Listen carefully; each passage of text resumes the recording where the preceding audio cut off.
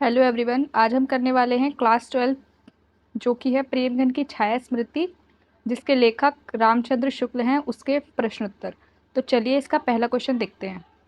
पहला क्वेश्चन है, लेखक ने अपने पिताजी की किन किन विशेषताओं का उल्लेख किया है।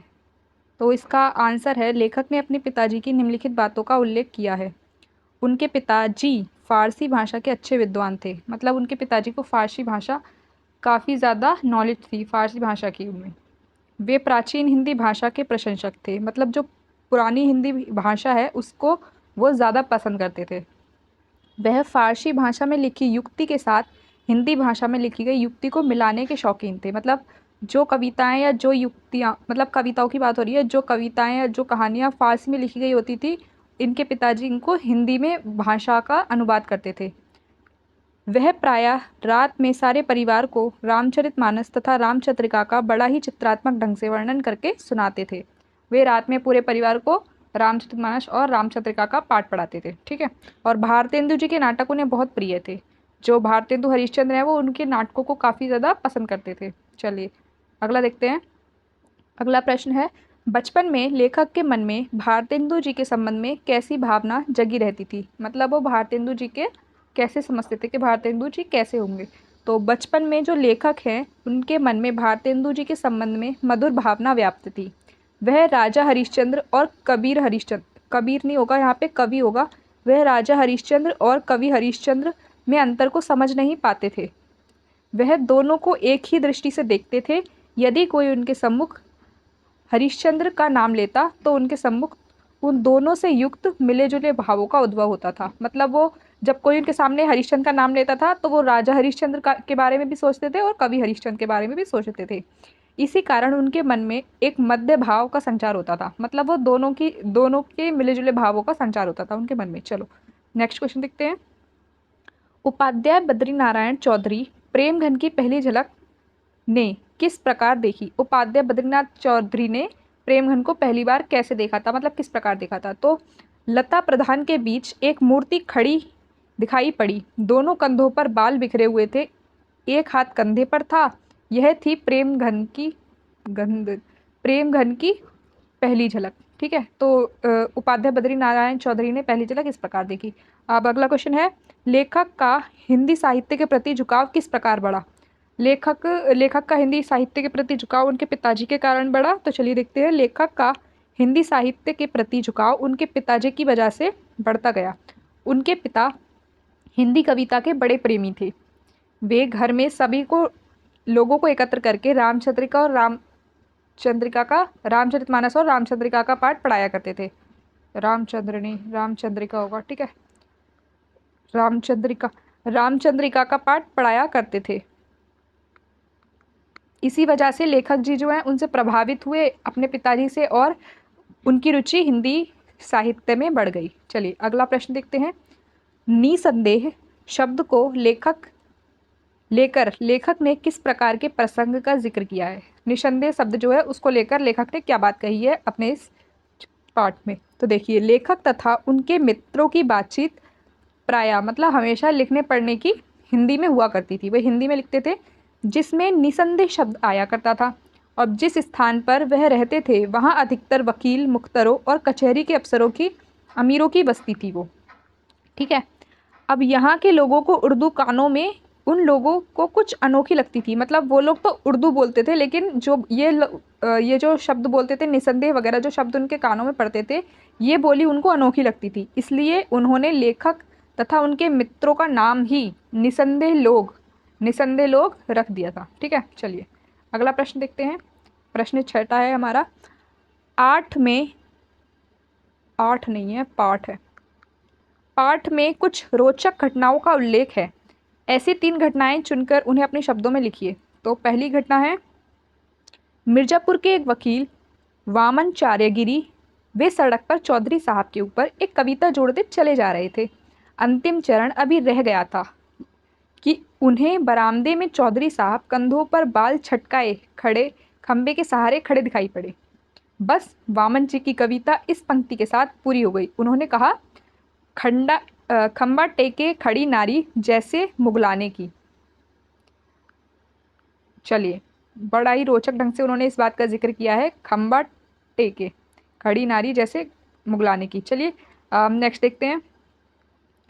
दूसरी घटना यह है कि चौधरी एक दिन एक पड़ोसी के यहाँ पहुँचे। उन्होंने एक सवाल किया, क्यों सब एक लफ्ज़ में अक्सर सुना करता हूँ, उसका ठीक अर्थ समझ में ना आया। आखिर घन चक्कर के क्या मानी है? मानी है मतलब क्या मतलब है घन चक्कर का? अब इसके ऊपर इसके क्या लक्षण है? पड़ोसी साहब ने बोला कि देखिए, एक काम कीजिए, दिन रात को सोने से पहले एक कागज कलम लेकर सवेरे से रात तक जो भी काम किया हो उसको एक पर्चे पर लिख डालिए। मतलब उन्होंने इस बात को व्यंग्य के तरह से किया था। अगर एक पूरा दिन का काम अगर आप एक पेज पे लिख दोगे तो इससे ज़्यादा घनचक्कर और कौन ही होगा। चलिए अब नेक्स्ट क्वेश्चन देखते हैं। मतलब नेक्स्ट नहीं, अभी इसका तीसरा भाग है वो रह गया है। तीसरी घटना क्या थी? चौधरी साहब एक लैंप लेकर अपनी छत पर बैठे थे। लैंप की बत्ती एक बार भभकने लगी।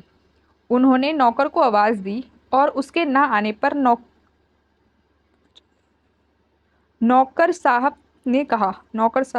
चौधरी साहब ने कहा, अरे जब फूट जाई तबे चलत आवा।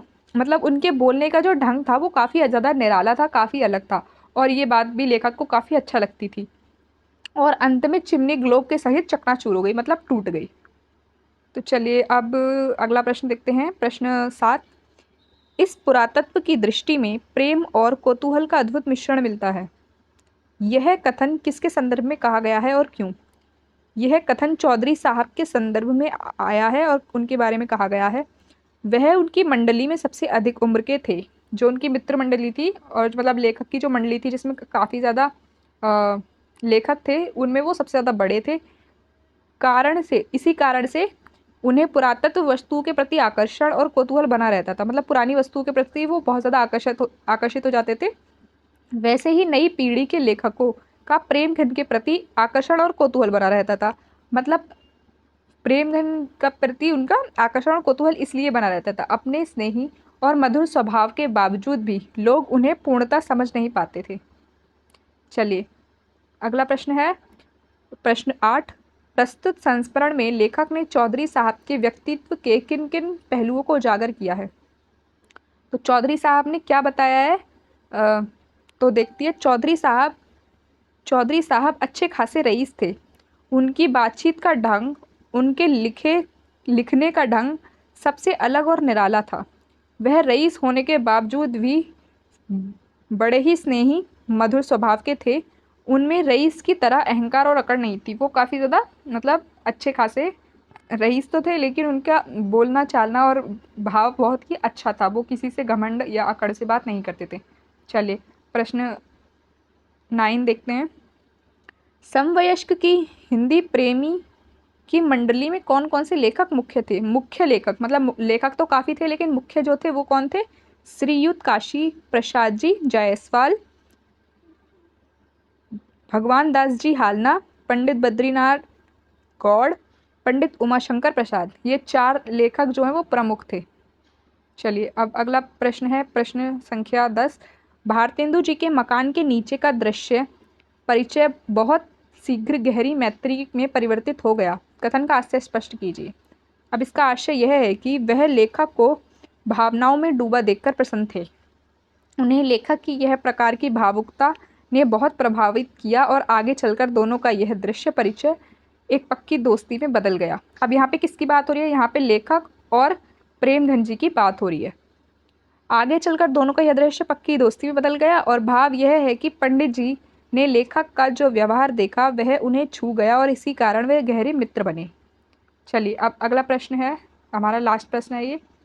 तो प्रेमघन के वाक चातुर्य के कुछ उदाहरण दीजिए। मतलब वो कितनी चतुराई से बात करते थे, उनके बातों का ढंग कितना अलग था, निराला था, उसी के बारे में यहाँ पे बात हो रही है। तो इसके कुछ उदाहरण दिए गए हैं, तो चलिए उससे समझते हैं। नौकरों के साथ बातचीत में भी लक्षणा झलकती थी। जैसे कांच की कोई वस्तु टूटने पर उनका प्रश्न यह होता था, कारे बचा तो नहीं। मतलब उनके बोलने का तरीका ही यही था, बहुत ही आलीशान, मतलब अच्छा लगता था सुनने में। अब सेकंड है, लालटेन की बत्ती तेल पर होने पर वह स्वयं हाथ उठाकर उस काम को नहीं करते थे, अपितु नौकर को पुकारते थे और नौकर के ना आने पर कहते थे अरे जब फूट जाई तबे आबहा। आपने ये पहले जो देखा था वही है। अब अगला है, मित्रा के यह कहने पर कि एकादशी के कारण उन्हें केवल जल ही खाया है या फलाहार भी किया है। मतलब ये बात तो उल्टी हो गई ना कि जल खाया है और फलाहार की पिया है। तो मतलब ऐसी बातें वो किया करते थे हंसी मजाक की।